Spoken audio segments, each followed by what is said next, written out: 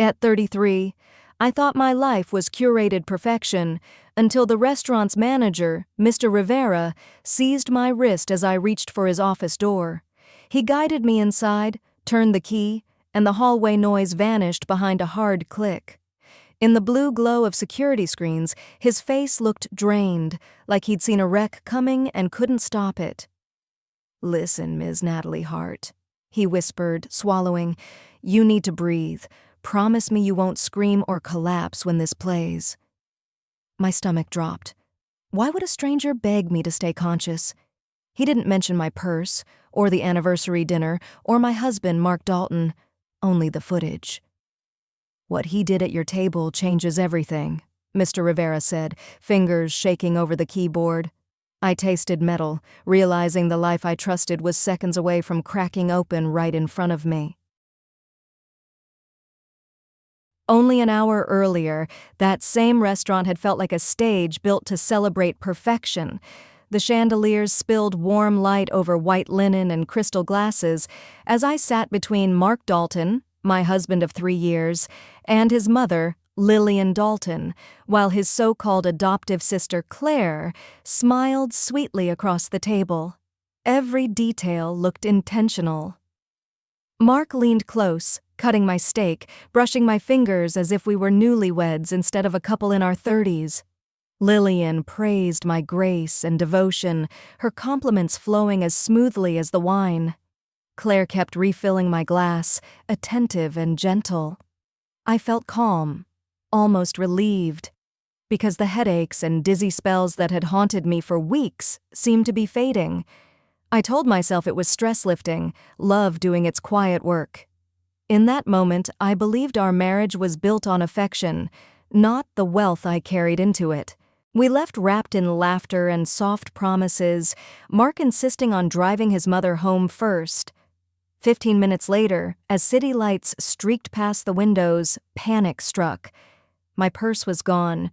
Phone, wallet, documents, everything.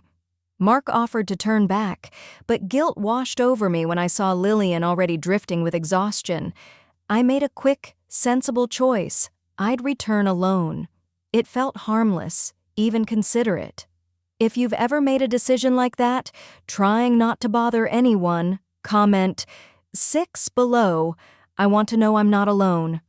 The ride back felt strangely quiet, my earlier calm thinning into unease. When I stepped into the restaurant again, the warmth was gone. Chairs were stacked, lights dimmed. And then I saw Mr. Rivera. The man who'd smiled so easily before now looked pale and rigid, his eyes locking onto mine like he'd been waiting. In that instant, I knew something was terribly wrong. Mr. Rivera guided me to the central monitor and pressed play. The screen showed our table only minutes after I'd stepped away. At first, nothing seemed off, until Mark changed. His warm smile vanished, replaced by a sharp, practiced focus.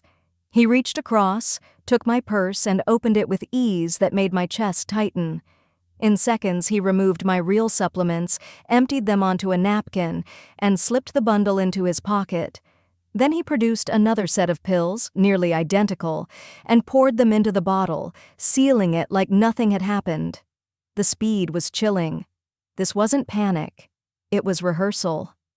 Lillian watched, shoulders shaking with silent laughter, mimicking madness with her hands. Claire leaned in, approving, then raised her glass. They toasted quietly as if celebrating a business win. My hands went cold. This wasn't confusion or coincidence. It was a coordinated betrayal with a purpose. I couldn't speak. Mr. Rivera paused the footage and faced me, his voice low but precise. He explained the pills Mark had slipped into my bottle weren't vitamins at all, but restricted psychotropic drugs, substances known to cause confusion, paranoia, distorted perception, even fabricated voices when taken repeatedly. His words hit like falling glass. The dizziness, the headaches, the moments I'd questioned my own memory.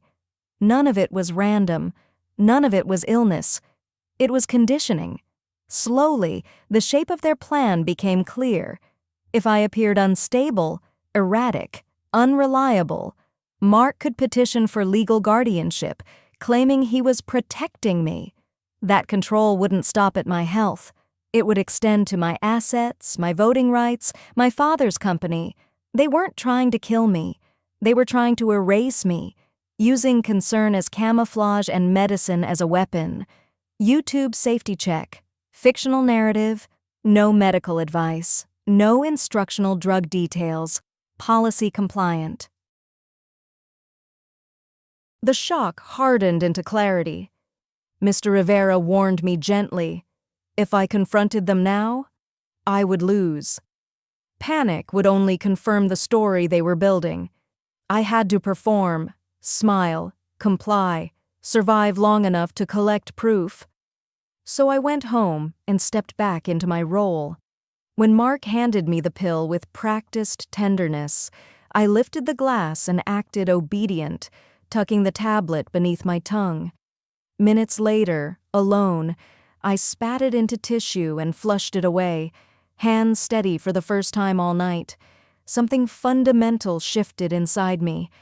I stopped being a confused wife and became a strategist counting moves. Every word, every gesture would now be intentional.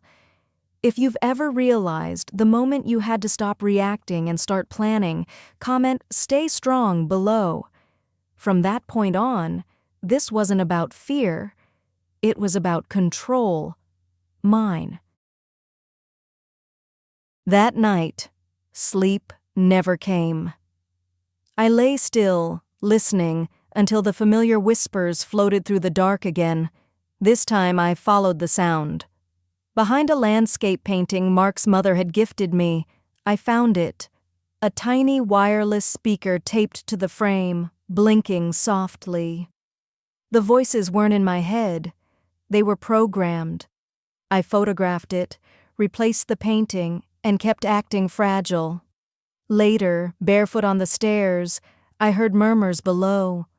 Mark and Claire sat close, her head on his shoulder, his hand tangled in her hair. No siblings, no pretending, lovers. He laughed about how well the drugs were working, how tomorrow he'd have me committed and seize everything. Claire joked about spending my money freely once I was gone. My phone recorded every word. Their confidence became my shield, their intimacy, the proof. I finally understood the depth of their deception. At dawn, before Mark returned, I made the call. Daniel Brooks, my late father's attorney, arrived quietly through the back entrance. Together we unlocked Mark's private office and opened the safe hidden behind legal books. Inside lay the truth in paper form. Petitions declaring me mentally incompetent, forged psychiatric letters, and transaction logs bleeding company funds into accounts tied to Lillian and Claire. Receipts showed luxury purchases disguised as vendor fees. Then Daniel found the passport. Claire's surname wasn't Dalton. It was married. Tucked inside was a faded courthouse photo, Mark standing beside her years before he met me. My chest tightened.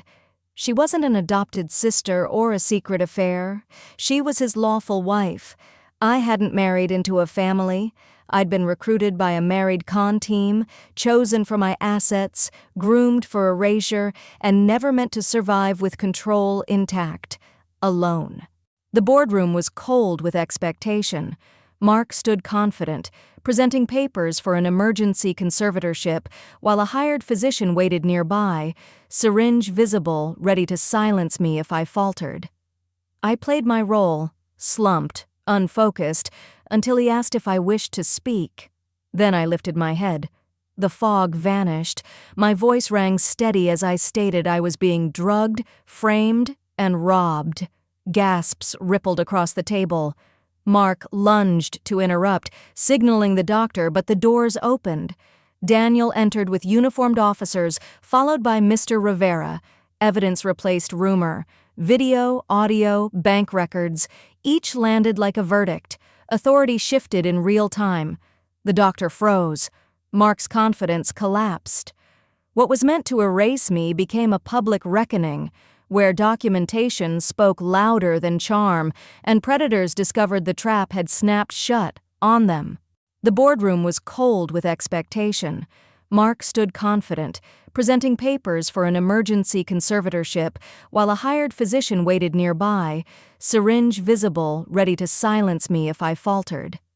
I played my role, slumped, unfocused, until he asked if I wished to speak. Then I lifted my head. The fog vanished. My voice rang steady as I stated I was being drugged, framed, and robbed. Gasps rippled across the table. Mark lunged to interrupt, signaling the doctor, but the doors opened. Daniel entered with uniformed officers, followed by Mr. Rivera. Evidence replaced rumor. Video, audio, bank records, each landed like a verdict. Authority shifted in real time. The doctor froze. Mark's confidence collapsed. What was meant to erase me became a public reckoning, where documentation spoke louder than charm, and predators discovered the trap had snapped shut on them.